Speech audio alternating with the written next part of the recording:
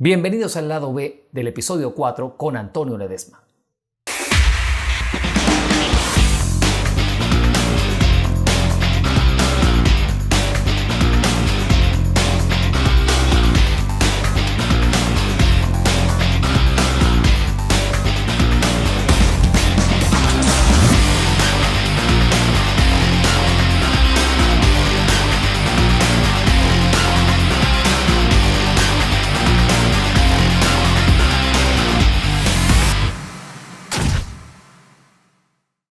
Yo veía un documental en estos días sobre los exiliados de Cuba en Estados Unidos y cómo la mayoría de la primera tanda que llegó a Estados Unidos tenían la intención de que esto va a ser por unos meses o por unos días o por unos años, pero vamos a regresar. Y eso no pasó porque la dictadura de Cuba tiene más de 60 años. Yo, como ciudadano, me niego a aceptar que eso sea el destino de los venezolanos. ¿Qué cree usted que pueda pasar con nosotros cuando ya tenemos más de 20 años en esto, Cuba más de 60, y seguimos sintiendo que queda poco para que salga esa dictadura del poder? Pero, ¿qué le diría usted a esa gente que ha perdido la esperanza y que ha perdido la fe en que pueda ocurrir ese cambio? Que defiendan sus ilusiones. Uno puede perder todo, como decía nuestro libertador Bolívar, no se puede perder la dignidad, no se puede perder el decoro, y los que somos hombres de fe no podemos perder la esperanza. Si algún sentimiento hay que espantarlo en nuestro espíritu, de nuestra alma, es el sentimiento de la esperanza perdida. Porque tú puedes padecer de hambre, te puede faltar el cobijo cuando te ataca el frío, o el techo cuando te ataca el sol, pero lo que tienes que tener siempre anidado aquí en el corazón es ese sentimiento palpitante de esperanza, de que con la fe, con el esfuerzo, con la tenacidad, vas a lograr alcanzar tus objetivos. A la hora de una confrontación, llámese guerra, conflagración, disputa, debate, la mitad del arsenal más importante lo representa la esperanza y la fe. Los venezolanos no hemos luchado en vano, porque no es cierto que el venezolano se rindió. Las mujeres que luchan lo siguen haciendo y por eso no claudican en su empeño. Cuando vemos ahora a las maestras protestar en las calles de Venezuela, no es simplemente por un salario. Quizás el salario es el pretexto, pero en el fondo lo que allí trasluce es el sentimiento libertario de la gente que sabe que no es suficiente el pan para poder vivir, porque pan sin libertad no te garantiza la vida.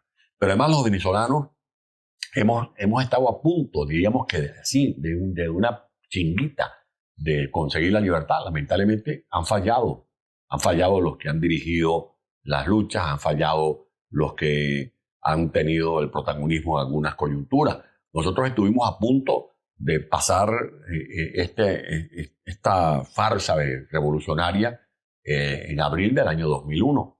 Lamentablemente se cometieron errores y Chávez resucitó a los 3 días, después que había sido expulsado del poder incluso por su propia voluntad, porque él firmó una carta de renuncia. Luego, para no hacer larga estas anécdotas, en la victoria que obtuvo Capriles como candidato presidencial el 14 de abril del año 2013. Esa fue una victoria que no se facturó. Y luego hemos tenido una serie de eventos pletóricos, fulgurantes, como por ejemplo aquel 23 de enero del año 2019, cuando Juan Guaidó juró como presidente interino en una tribuna callejera. Allí comenzó el esplendor de Juan Guaidó, que lamentablemente se ha eclipsado por los errores cometidos, entre otros la puesta en escena de las protestas en Cúcuta en febrero de ese mismo año, 2019, aquella batalla de los cambures, como coloquialmente ha sido bautizada por el imaginario popular, del 30 de abril de ese mismo año, y luego la trampa recurrente que instala el régimen madurista, sin duda alguna asesorado por los que cortan el bacalao en Venezuela, que son los hermanos Castro, la élite castrista. Y repito, eso ya lo usaron para desmontar las movilizaciones de calle. Porque este tipo de regímenes caen, entre otras cosas, cuando hay un pueblo presionando en las calles, como lo venía haciendo el pueblo de Venezuela, que se volvió a echar a las vías públicas después que Guaidó creó aquella esperanza con su mantra del cese de la usurpación, gobierno de transición y elecciones libres. ¿Qué ocurrió después de abril del 2019? Bueno, que al pueblo que estaba en las calles se lo recogió, se lo mandó a las casas a esperar los supuestos buenos resultados que se iban a concebir o a fraguar en esa otra mesa de diálogo de Barbados. Resultó otra estafa, como una estafa este penúltimo diálogo de México o este fugaz encuentro dialoguista que se dio en la ciudad de Bogotá recientemente. Pero ¿y por qué cree usted que pasa esto con, por ejemplo, con Juan Guaidó? ¿Por qué Capriles también? La gente salía a la calle. Yo creo que iba a haber en ese momento una implosión social, pero los mandaba a replegarse, nuevamente a salir, nuevamente a replegarse. O sea, hemos estado a punto varias veces de conquistar nuestra libertad porque la gente estaba molesta, la gente estaba en la calle, la gente estaba decidida a sacar al régimen. Pero los dirigentes en los que la gente creyó de corazón les mandaban a regresar a casa y a enfriar un poco la calle. ¿Por qué pasaba esto? ¿Usted cree que hacía un poco de ineptitud por inocencia, falta de olfato político o realmente algo detrás había? Bueno, hay de todo. Hay inocencia, ingenuidad, falta de experiencia política, pero también hay errores como calculados, errores que se tramaban en esos conciliábulos a trastiendas, porque lamentablemente nos hemos percatado de que nuestra dirección opositora ha estado percolada, ha estado penetrada, la inoculó el régimen chavo-madurista. Y por eso estos dislates. Tú en una lucha como la que estamos dando contra una corporación criminal, porque eso vale la pena que lo digamos a la gente que nos está viendo y escuchando.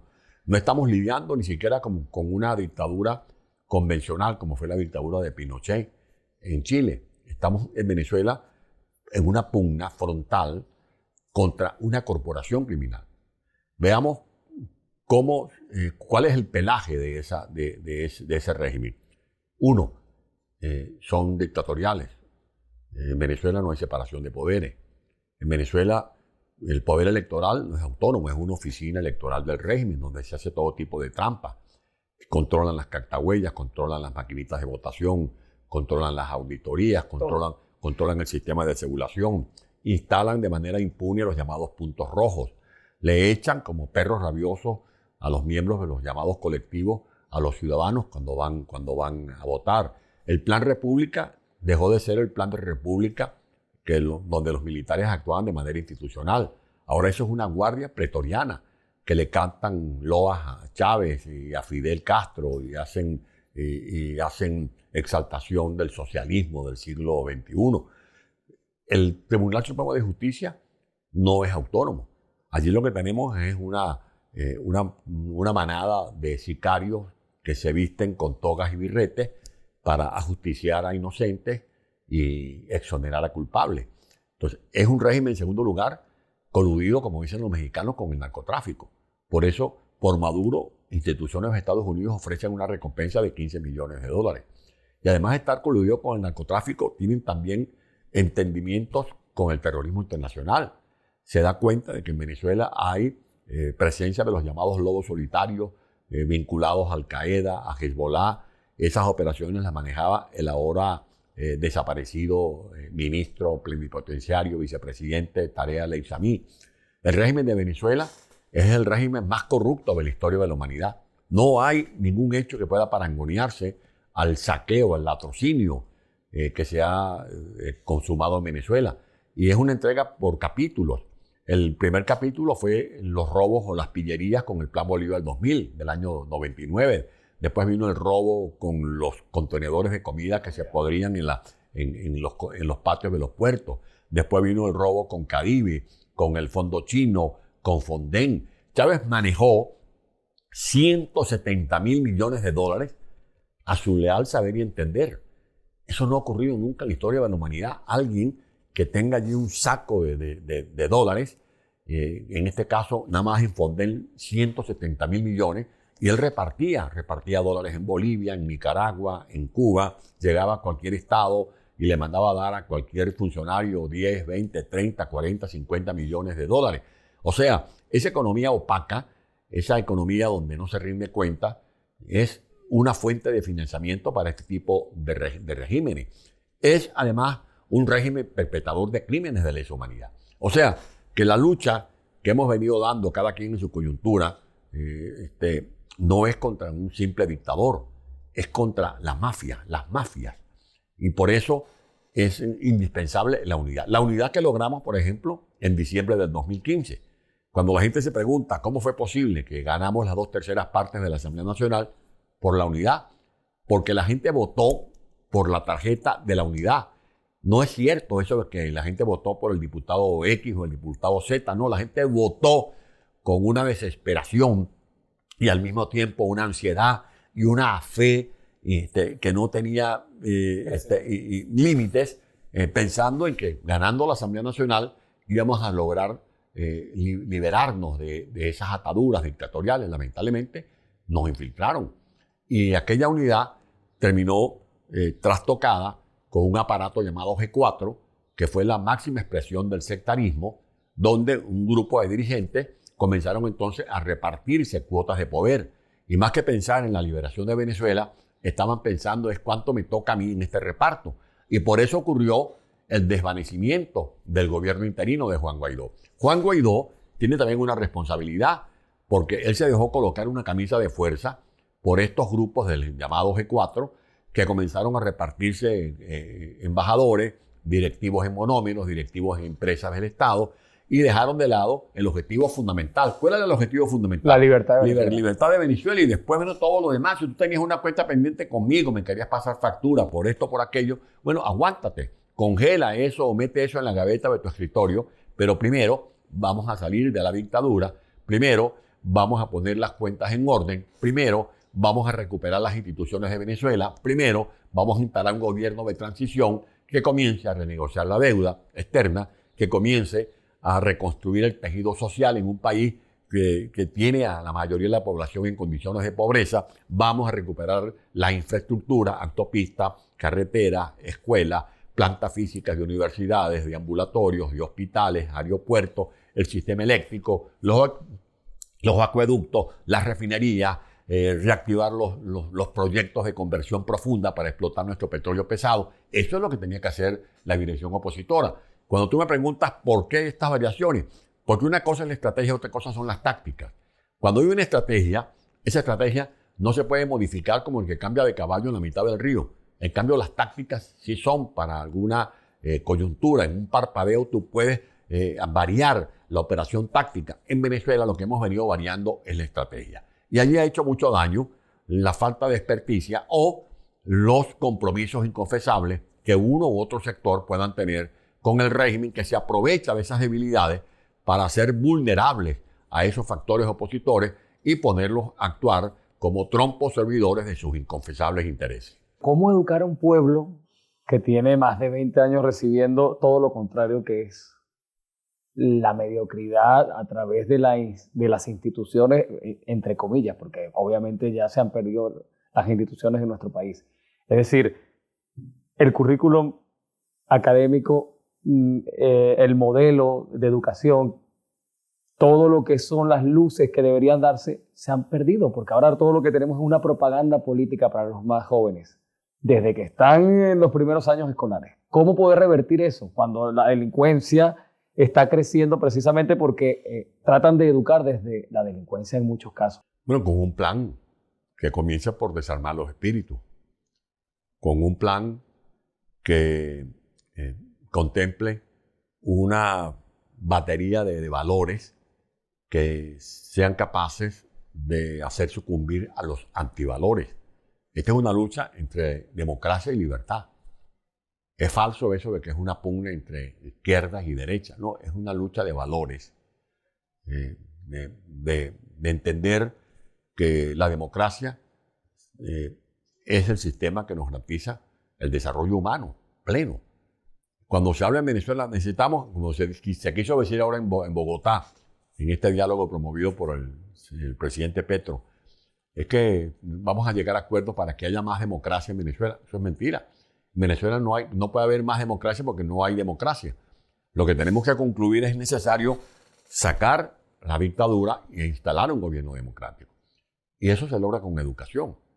Nosotros veníamos de una guerra federal que diezmó nuestro recurso humano. Y llegamos a finales de ese siglo sucumbiendo ante las montoneras que se turnaban en el poder. Ya para finales de 1898-99 estaba ya Cipriano Castro ejerciendo el poder, y después vino la larga tiranía de Gómez, cuando Gómez le da el golpe a su compadre.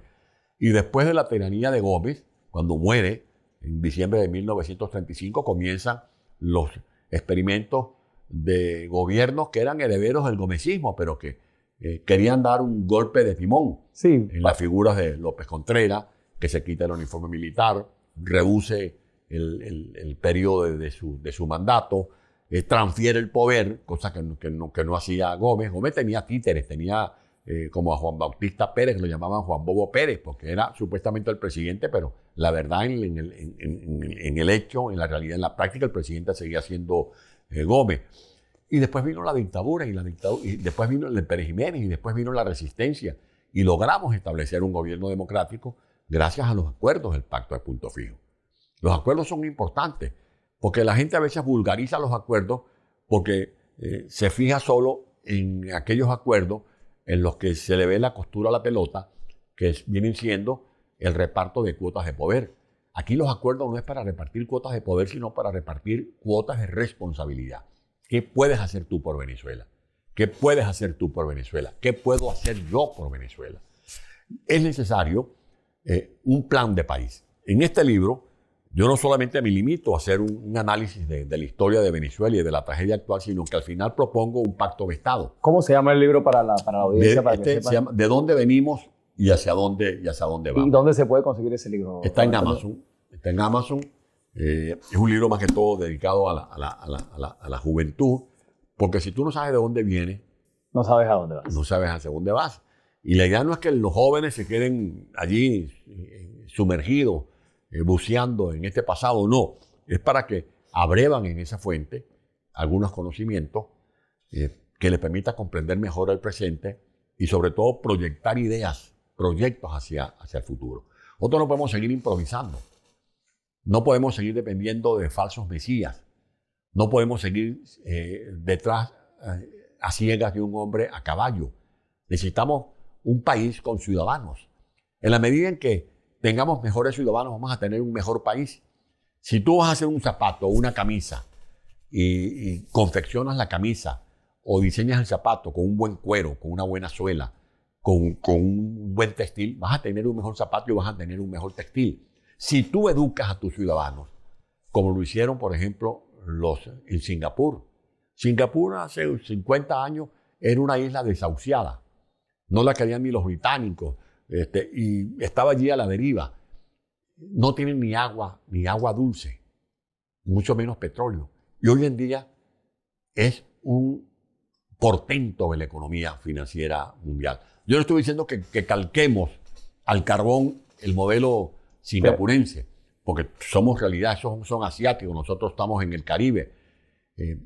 Pero es importante saber que no hay milagros, como se quiso decir cuando hubo la reconstrucción de Alemania después de la Segunda Guerra Mundial. No, el milagro alemán no, ningún milagro.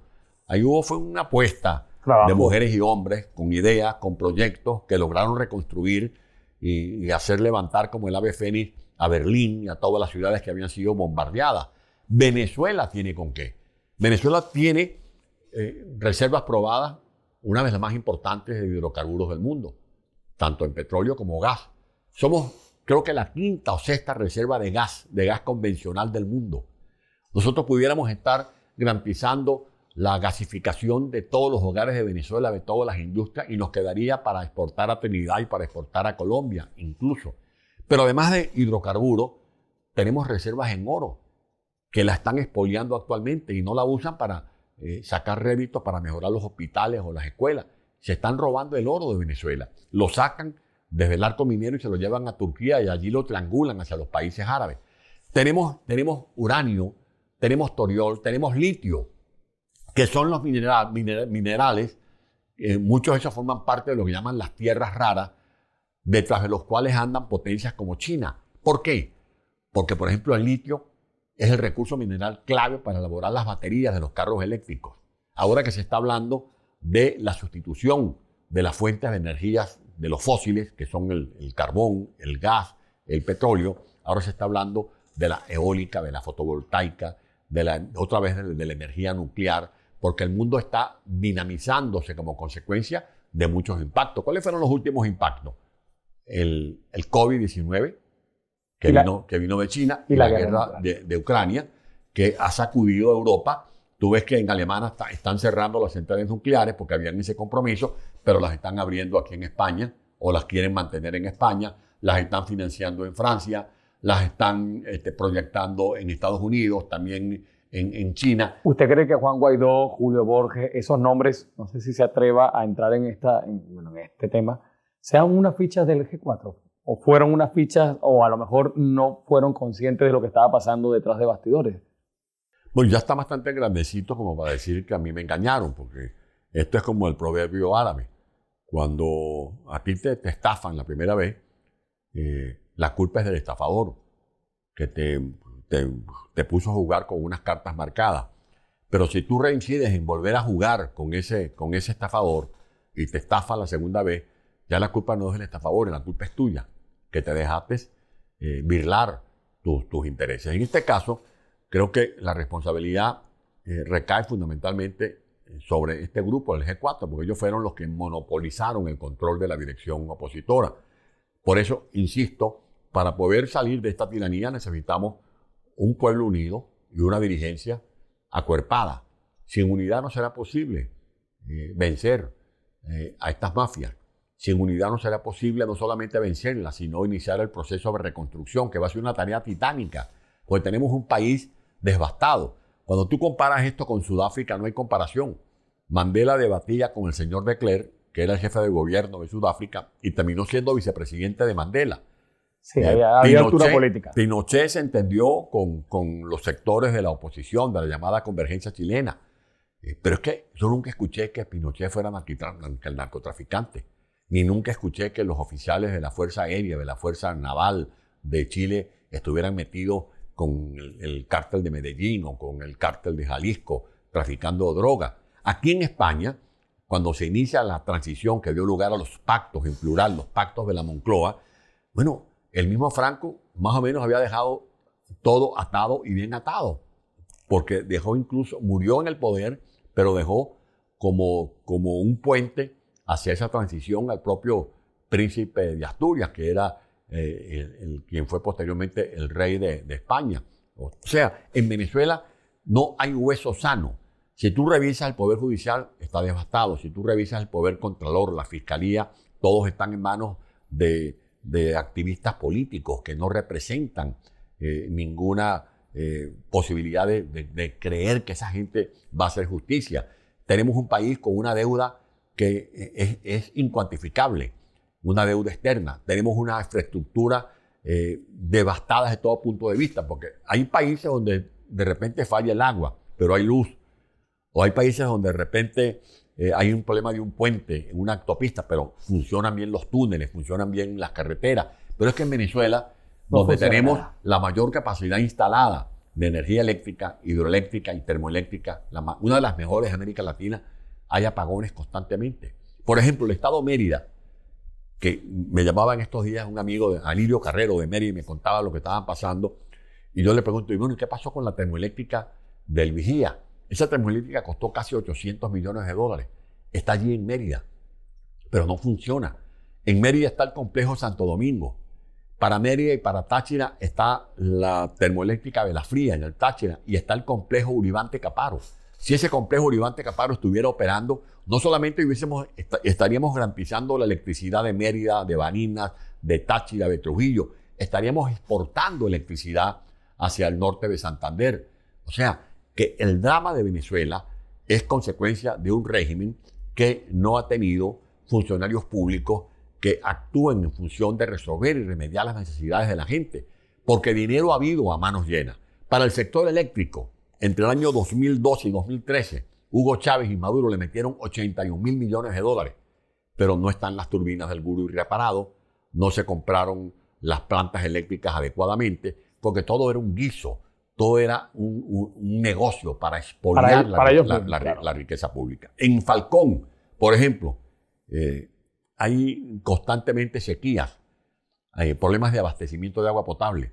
Y cuando tú lees la historia, como yo la cuento en este libro, y ves aquí que en el estado Falcón Chávez construyó un acueducto llamado El Coloso, que costó más de 550 millones de dólares, tú dices, bueno, pero ¿cómo es posible que en Falcón, donde tenemos ríos, donde además de las playas de Avícora hay ríos, donde tenemos la represa de Avícora, ¿cómo es posible que no haya agua? Bueno, pues ese acueducto se hizo no para resolver el problema del agua potable, se hizo para hacer negocios.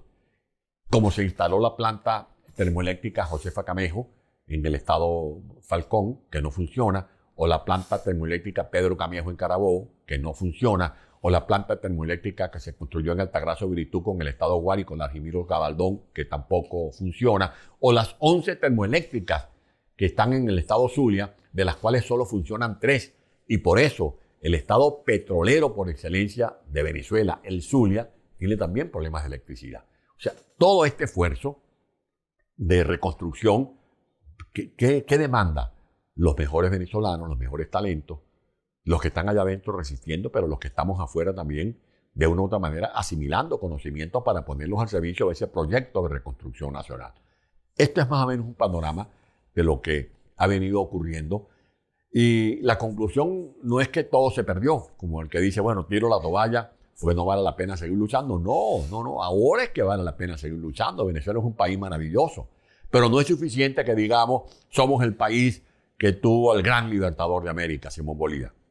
No es suficiente que digamos, somos el país que en el estado Falcón tenemos las bellezas de los médanos, o tenemos el Salto Ángel, el más alto del mundo, o tenemos las horquillas del Amazonas, o tenemos el estero de Camaguán en el Guárico, o tenemos las cuevas del Guácharo en Monaga, o que nos sintamos muy orgullosos de decir tenemos las playas de Los Roques, o las playas de Margarita, o tenemos los morros de San Juan, o tenemos el Ávila. No, esas bellezas naturales necesitan de un esfuerzo humano, que es el esfuerzo de los venezolanos. Trabajar, esforzarnos, acabar con el mito de que somos ricos porque tenemos petróleo. La verdadera riqueza de un país está en el talento humano. Ese es el pozo que nunca se agota, porque todo el pozo, su más que uno, llegará un momento que ya no va a estornudar petróleo. Pero cuando tú educas a un niño, cuando tú le garantizas educación con calidad a un joven, ese es un recurso humano inagotable. Y allí está la piedra angular del proyecto de reconstrucción de la Venezuela que estamos soñando ahora en medio de estas grandes dificultades.